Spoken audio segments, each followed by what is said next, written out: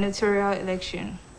Governor Oyetola gave the assurance during commencement of the second phase of campaign towards his re-election in Ayedire, Olaoluwa, and Iwo local government areas of the state. Governor's office correspondent Sonia Onoride completes the story.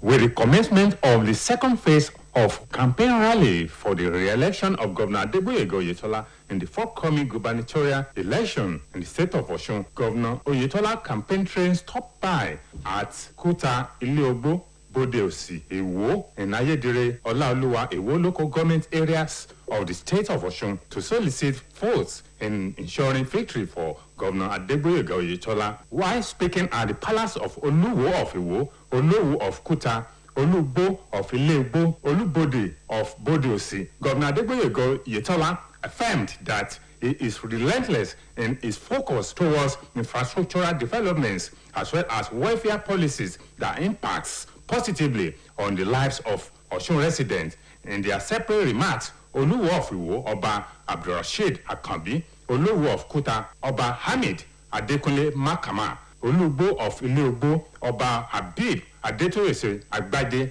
Olubode of Bodeosi, Oba Noreni Abioye noted that the administration of Governor Adeboyega Oyetola has been a pleasant and smooth journey for the residents of the state, with incredible achievement in all ramifications across the state, stressing that voters in their domains will reciprocate the gesture at the July 16th gubernatorial poll. Addressing members of the All Progressive Congress at Ileogbo Town Square, Community Grammar School, Bodeosi, as well as Iwo Town, Governor Adeboyega Oyetola re-emphasized that developmental transformations as well as the overall welfare of the citizenry will continue to attract adequate priority for the benefit of all across the state.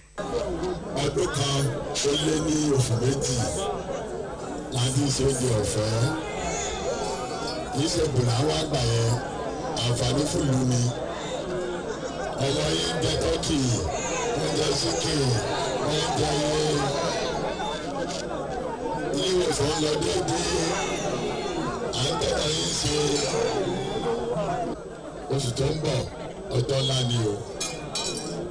Ẹ jọ̀ọ́ níjọ́ yẹn ẹ mú káàdì yín ẹ lọ dìbò.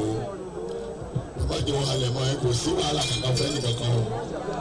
Ẹ dìbò yín tí ó sí àní-àní. Ẹ ti dìbò. A máa dìbò. A máa dìbò.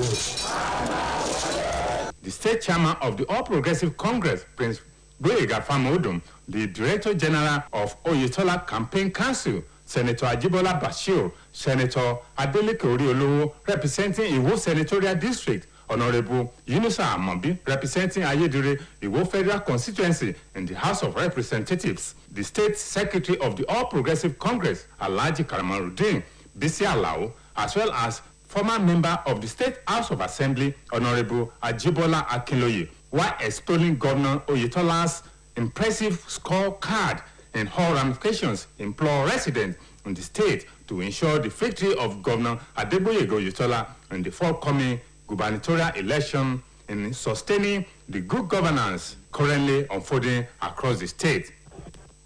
Our chance is very, very, very, very high. We are sure of winning the election. This time around, we are working around the clock to ensure its victory.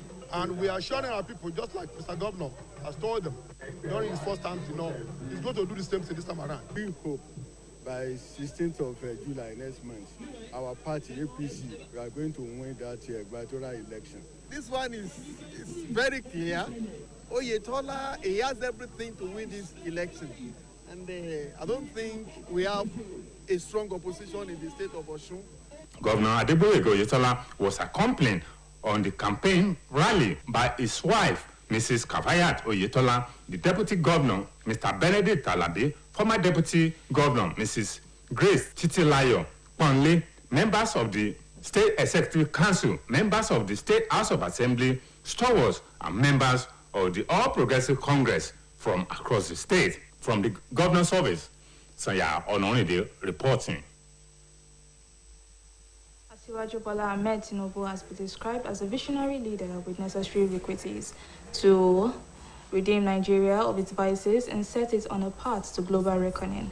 Secretary of All Progressive Congress in Osun State, Alhaji Kamaruddin Alao, stated this in a congratulatory message to Asiwaju Tinubu on his emergence as the presidential flag bearer of the APC.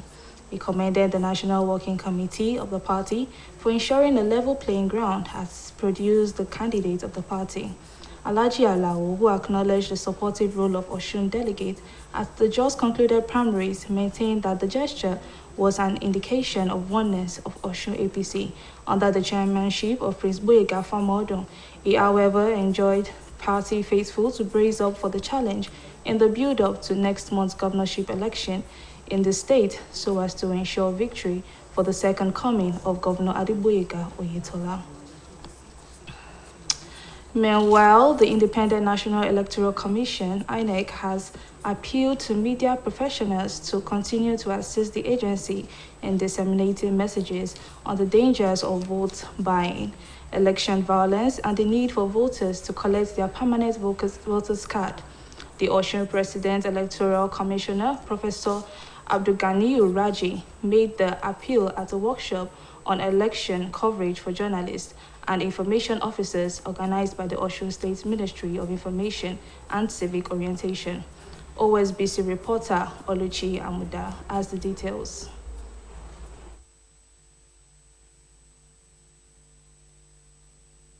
Date for the Osun State governorship election is fast approaching, and the major stakeholders are working round the clock to ensure a hitch-free poll. It was to this end that the state government, through the Ministry of Information and Civic Orientation, organized a workshop that brought together the major players in the electoral process to fashion out ways to strengthen the electoral process.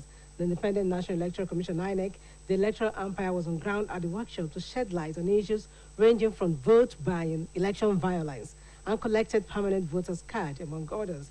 Osun State Resident Electoral Commissioner, Professor Abdulganiyu Raji, who spoke at the event, bemoaned the high number of uncollected permanent voters card among residents of the state and assured that the agency has concluded plans to start the distribution of the PVCs at the ward levels for easy accessibility.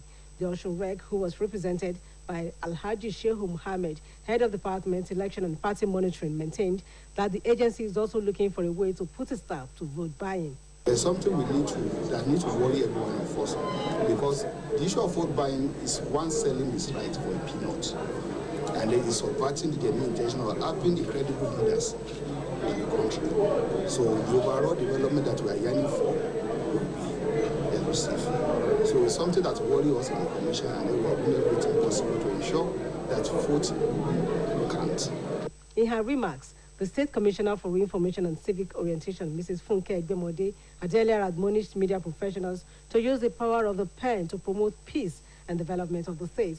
He noted that Governor Adeboyega Oyetola places high premium on maintaining the profile of Osun as one of the most peaceful states in Nigeria, and will further strengthen the status when he is re-elected for a second term. We must also avoid hate speech, extremism in all and every of its form. The consultant in charge of the workshop, Honorable Kehinde Bamigbetan, said the need to ensure that media officers discharge their duties with utmost sense of responsibility informed the gathering. Some of the participants who spoke in separate interviews with OSBC News commended the state government for organizing such a workshop, describing it as timely. Oluchi Amuda, OSBC News. That is the state news on OSBC. To join us at 5 for the evening news. Good afternoon.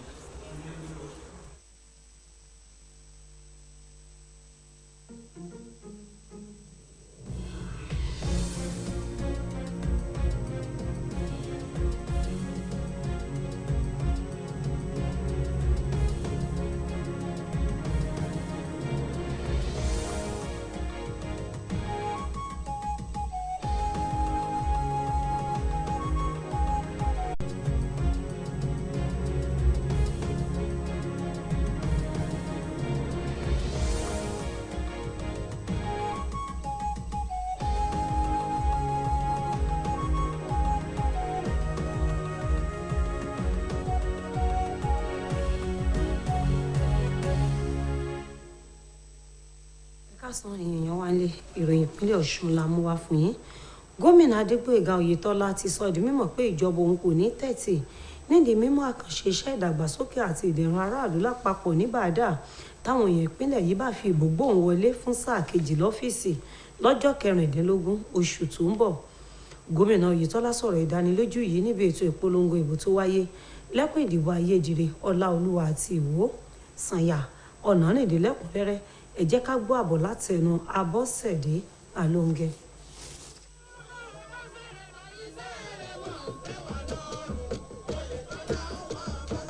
Ní báyìí tí polongo ìbò fún sáà kejì gómìnà Adégbóyèga Oyètọ́lá bẹ̀rẹ̀ padà lẹ́yìn ọjọ́ mélòó kan tásọ̀rọ̀ bá látàrí àwọn iṣẹ́ pàtàkì míì tó mú kọ́gbẹ́ni Oyètọ́lá rin ìrìn àjò ráńpẹ́ kan. Ọ̀pọ̀ ètò ìpolongo ìbò náà sún kan Kúta, Ilé Ogbó, Bódè Òsì àti Ìwó tí gbogbo wọn wà níjọba ìbílẹ̀ Ayédire, Ọláolúwa àti Ìwó nípínlẹ̀ Ọ̀ṣun.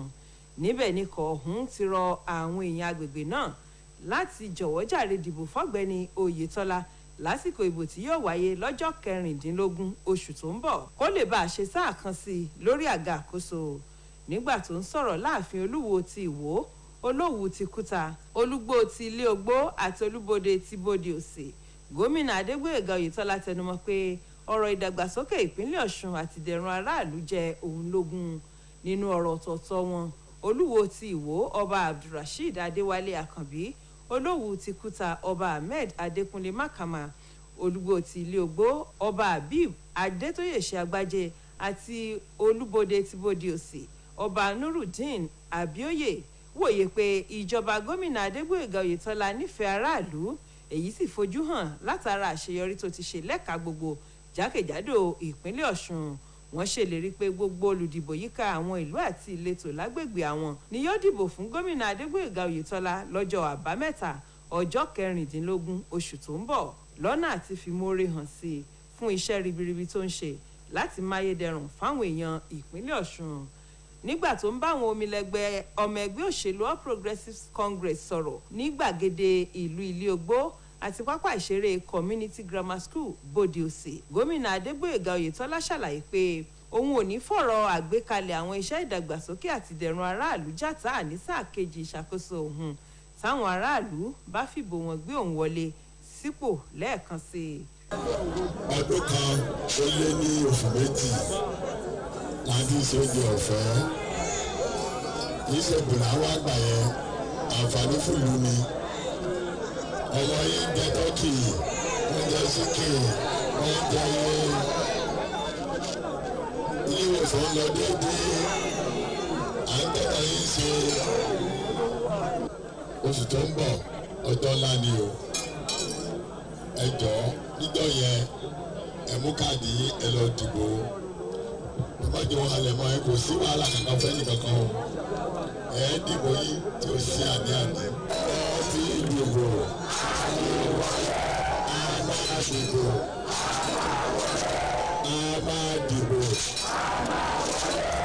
Alága ẹgbẹ́ òṣèlú All Progressives Congress nípínlẹ̀ Ọ̀ṣun, ọmọọba Gbóyèga Fámọ̀ọ́dún, olùdarí àgbà ìgbìmọ̀ ìpolongo ìbò Oyètọ́lá, sẹ́nitọ́ Ajíbọ́lá Bàṣírù, sẹ́nitọ́ Adélérè Oríolówó tó ń ṣojú ẹkùn ìdìbò ìwọ̀ oòrùn Ọ̀ṣun nílé aṣòfin àgbà ilẹ̀ yìí, ọ̀nàrẹ́bù Yínúsà Àmọ̀bí tó ń ṣojú ẹkùn ìdìbò àpapọ̀ Ayédire, Ìwó, Ọláolúwa nílẹ̀gbìmọ̀ aṣojúṣòfin, akọ̀wé ẹgbẹ́ òṣèlú APC nípínlẹ̀ yìí Alhaji Kamarudeen Alao àtọmọ ilé aṣòfin ìpínlẹ̀ yìí nígbà kan rí ọ̀nàrẹ́bù Ajíbọ́lá Akínlóye tí gbogbo wọn kọrin reki gómìnà Oyètọ́lá fáwọn àṣeyọrí tíjọba rẹ̀ ti ṣe yíká ìpínlẹ̀ Ọ̀ṣun, rawọ́ ẹ̀bẹ̀ sáwọn èèyàn ìpínlẹ̀ yìí láti dìbò fún ọ̀gbẹ́ni Oyètọ́lá kó lè ṣe sáà kejì lórí àga àkóso, káwọn iṣẹ́ ìdàgbàsókè tíṣàkóso rẹ̀ ń ṣe lọ́wọ́ yìí ní gbogbo kọ̀rọ̀kọ́ndù ìpínlẹ̀ yìí má bàa kú sọ́nà bí èéfín.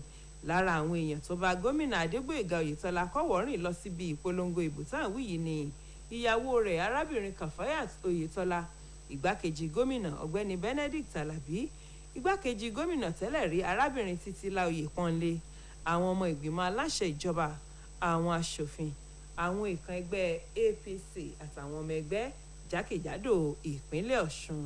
Àbọ̀sẹ̀dé Alóńgẹ fún iléeṣẹ́ OSBC. akọ̀wé ẹgbẹ́ òṣèlú APC nípínlẹ̀ yìí Alhaji Kamarudeen Alao ti ṣàpèjúwe aṣíwájú Bọ́lá Tinubu gẹ́gẹ́ bí adarí tó láfojúsùn tó sì láwọn àmúyẹ tí yóò ra ògo tó tinú orílẹ̀-èdè yìí padà. Alhaji Alao sọ bẹ́ẹ̀ nínú iṣẹ́ ẹ̀kú oríire tó rán sí aṣíwájú Tinubu fún ti àṣeyọrí rẹ̀ gẹ́gẹ́ bí olùdíje fún ipò ààrẹ ẹgbẹ́ òṣèlú APC.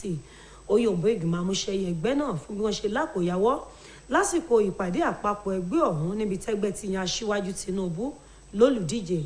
Akọ̀wé ẹgbẹ́ òṣèlú APC náà tó mọ rírì àtìlẹ́yìn àwọn aṣojú láti ìpínlẹ̀ yìí níbi ìpàdé àpapọ̀ ọ̀hún tẹnumọ́ pé ìṣesí wọn ti fi hàn pé ìṣọ̀kan wà nínú ẹgbẹ́ òṣèlú APC ìpínlẹ̀ Ọ̀ṣun lábẹ́ ìdarí ọmọọba Gbóyèga Fámúọdún.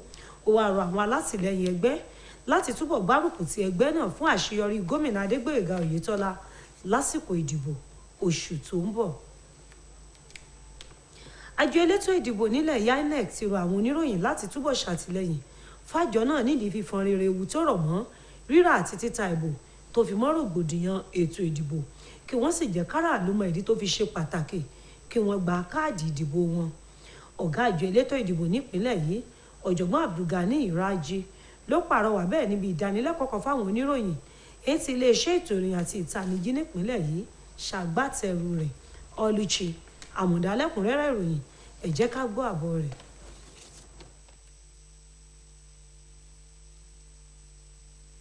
ní báyìí tí ọjọ́ ètò ìdìbò gómìnà ìpínlẹ̀ Ọ̀ṣun ti ń súnmọ́lé gbogbo àwọn tọ́rọ̀ ètò ìdìbò náà kàn ti ń ṣiṣẹ́ kárakára lọ́nà àti jẹ́ kí ètò ìdìbò ọ̀hún kó lọ nírọ̀wọ́rọsẹ̀. Ìdí nìyí tí ìjọba ìpínlẹ̀ Ọ̀ṣun fi ṣàgbékalẹ̀ ìdánilẹ́kọ̀ọ́ yìí tí iléeṣẹ́ ètò ìròyìn àti ìlanilọ́yẹ̀ ṣàmójútó rẹ̀ tó ṣàkójọ àwọn lájọ tọ́rọ̀ ètò ìdìbò kàn lọ́nà àti sọ́nà bẹ́tò ìdìbò ọ̀hún yóò ṣe lọ ní mẹ̀lọmẹ̀lọ. Ibi ìdánilẹ́kọ̀ọ́ náà ni àjọ elétò ìdìbò ilẹ̀ yìí náà ti wà níkàlẹ̀ láì ṣàlàyé lẹ́kùnrẹ́rẹ́ lórí ọ̀rọ̀ fífi owó ra ìbò, dàrúdàpọ̀ lásìkò ètò ìdìbò, ọ̀rọ̀ nípa báwọn èèyàn kan kò ṣe gba káàdì ìdìbò wọn àtàwọn ọ̀rọ̀ míì tó ṣe pàtàkì nípa ètò ìdìbò ọ̀hún. Alága ìjọ elétò ìdìbò ní ìpínlẹ̀ Ọ̀ṣun ọ̀jọ̀gbọ́n Abdulgani Iraji ẹni tó bẹnu àtẹ́lu báwọn èèyàn ṣe kọ̀ láti gba káàdì ìdìbò alálòpẹ́ wọn. Bákan náà ló fi dá àwọn èèyàn ìpínlẹ̀ Ọ̀ṣun lójú pé àjọ náà ti parí gbogbo ètò láti bẹ̀rẹ̀ pínpín àwọn káàdì alálòpẹ́ ọ̀hún ní gbogbo wọ́ọ̀dù tó wà ní ìpínlẹ̀ Ọ̀ṣun kó lè rọrùn fáwọn èèyàn láti lè gba káàdì ọ̀hún. Alága àjọ elétò ìdìbò ilẹ̀ yìí ẹ̀ka ti ìpínlẹ̀ Ọ̀ṣun ẹni tí Alhaji Shehu Muhammed tó jẹ́ adarí lẹ́ka tó wà fọ́rọ̀ ètò ìdìbò àti ìtọpinpin àwọn ẹgbẹ́ òṣèlú sojú fún ṣàlàyé pé àjọ náà tún ti ṣiṣẹ́ lórí ọ̀nà láti dẹ́kun fífi owó ra ìbò. tó di gbogbo ṣẹlẹ̀ tí a mọ̀ sí vote buying ohun tó bani nínú jẹ́ lọ́pọ̀lọpọ̀ ni because kò jẹ́ ká rí àwọn adarí tó kójú òṣùwọ̀n. bọ́n tá à ń pè ní ìdìbò kó ṣẹbẹ̀ oníkéyìn ó ta ẹ̀tọ́ ẹ̀ fún owó péréje tẹ́yìn lọ́sí mọ̀ pé nígbà téèyàn bá ta ẹ̀tọ́ ẹ̀ fọ́dún péréje lẹ́yìn ọdún mẹ́rin míì èló ni wọ́n fẹ́ fún un gbogbo ọ̀nà ni INEC ń gbà ìgbésẹ̀ là ń gbé láti discourage rẹ̀ bẹ́ẹ̀ tó níbi tí agbára INEC mọ̀ èyí tó bá ṣẹlẹ̀ níbi ètò ìdìbò wa 500 meters òun la lágbára lé lórí èyí tí wọ́n ṣe nú yàrá wọn àlágbára lórí ẹ̀. nínú ọ̀rọ̀ kọmíṣánná fẹ́tò ìròyìn àti ìlanilọ́yẹ̀ arábìnrin Fúnkẹ́ Ẹgbẹ́mọdé ló ti kọ́kọ́ gba àwọn oníròyìn nímọ̀ràn pé kí wọ́n lo agbára tó wà nínú gègé láti fi mú kálàáfíà àti ìdàgbàsókè kó túbọ̀ máa jọba ní ìpínlẹ̀ Ọ̀ṣun. Ó ṣàlàyé pé ìpamọ́ nígbàgbé ni ìjọba tí gómìnà Adégbóyèga Oyètọ́lá ti kó ní ìdàgbàsókè àti ìgbépọ̀ àlàáfíà ní ìpínlẹ̀ yìí èyí tó mú kí ìpínlẹ̀ Ọ̀ṣun kó jẹ́ ìpínlẹ̀ tálàáfíà tí ń jọba jùlọ lórílẹ̀‐èdè Nàìjíríà tí yóò sì tún túbọ̀ jẹ́ kí ìtẹ̀síwájú kó wà nínú gbogbo ìgbésẹ̀ tí yóò jẹ́ kí ìdàgbàsókè àti àlàáfíà kó máa jọba táwọn èèyàn ìpínlẹ̀ Ọ̀ṣun bá tún fi dìbò fún lẹ́ẹ̀kejì. Nínú ọ̀rọ̀ akọ́ṣẹ́mọṣẹ́ tó ṣàgbátẹrù ìdánilẹ́kọ̀ọ́ náà Honorable Kẹ́hìndé Bámigbẹ́tàn ló ti sọ bó ti ṣe pàtàkì tó káwọn oníròyìn kó máa sojúṣe wọn pẹ̀lú jíjẹ́ akọ́ṣẹ́mọṣẹ́ láìṣègbè lẹ́yìn ẹnikẹ́ni. Bẹ́ẹ̀ ló sọ fáwọn tí wọ́n péjú síbi ìdánilẹ́kọ̀ọ́ náà pé kí wọ́n ṣàmúlò ìdánilẹ́kọ̀ọ́ ọ̀hún dáadáa. Nínú ọ̀rọ̀ tọ̀ọ̀tọ̀ àwọn tí wọ́n bá kọ̀ròyìn iléeṣẹ́ yìí sọ̀rọ̀ nípa àgbékalẹ̀ ìdánilẹ́kọ̀ọ́ ọ̀hún ni wọ́n ti gbóṣùbà fún gómìnà Adégbóyèga Oyètọ́lá fún àgbékalẹ̀ ìdánilẹ́kọ̀ọ́ ọ̀hún èyí tí wọ́n ṣàpèjúwe gẹ́gẹ́ bí ètò tó bọ́ sí àkókò. Kamil Abdulrahim fún iléeṣẹ́ OSBC.